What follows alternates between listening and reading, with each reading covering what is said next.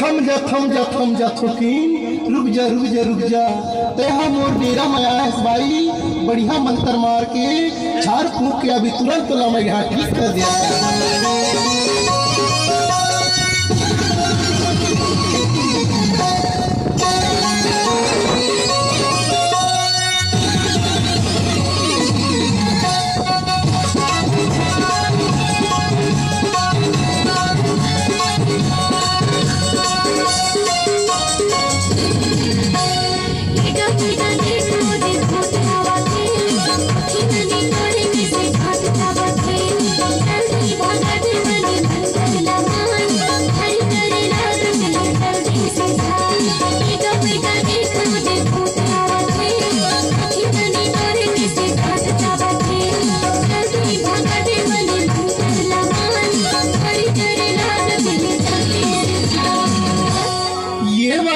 ये भाई अरे ज्यादा झन चिल्लाबे ज्यादा झन चिल्लाबे।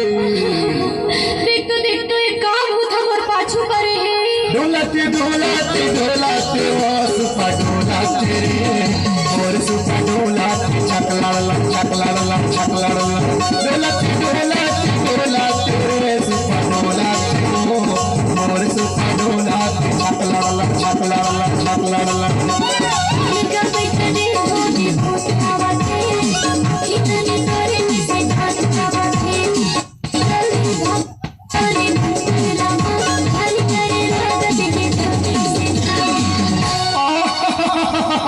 मैं हर भाई काबर डर रहा था वो अभी तो कमरा था भूतला।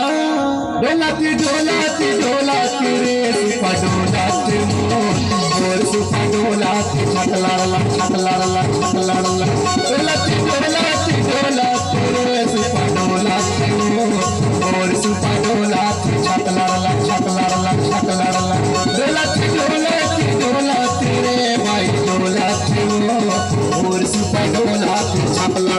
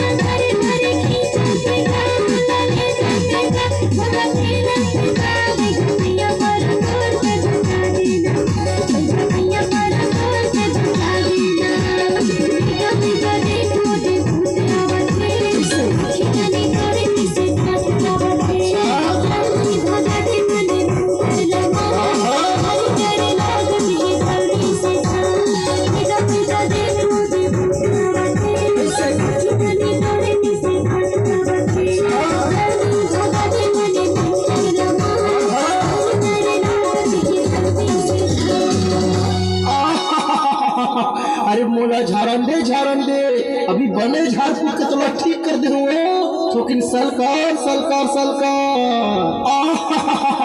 डोलाती